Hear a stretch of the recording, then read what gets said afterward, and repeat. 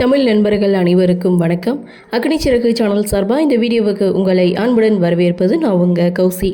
கார்த்திக் ரேவதி சீரியலுடைய அடுத்த வார எபிசோடுக்கான ப்ரோமோ என்ன அப்படின்றத பார்க்கலாம். கார்த்தி ஒரு பக்கம் தன்னுடைய ஃப்ரெண்டை ரேவதிக்கான மாப்பிள்ளை அப்படின்னு சொல்லி கூட்டிகிட்டு வராரு. அதை பாட்டி, மாமா, அண்ணன் எல்லாருக்கிட்டையும் சொல்ல எல்லாருமே செம ஷாக் ஆகுறாங்க. இன்னொரு பக்கம் சாமுண்டீஸ்வரிக்கு எல்லா உண்மையும் தெரியும் அப்படின்றத மாயா தெரிஞ்சுக்கிறாங்க.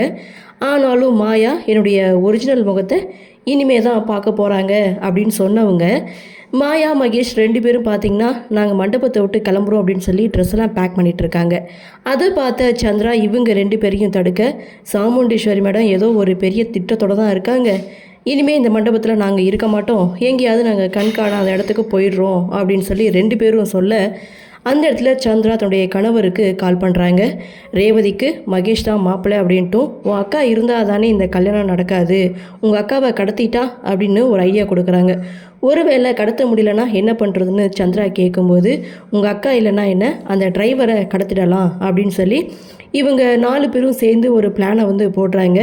மாயா நடிக்கிறாங்கன்னு தான் நினைக்கிறேன். ஏன்னா என்னுடைய திறமையை காட்ட வேண்டிய நேரம் வந்துடுச்சுன்னு சொன்னவங்க இப்போ மண்டபத்தை விட்டு கிளம்புறேன்னு சந்திரா கிட்ட சொன்னால் அதில் ஏதோ ஒரு காரணம் இருக்குது.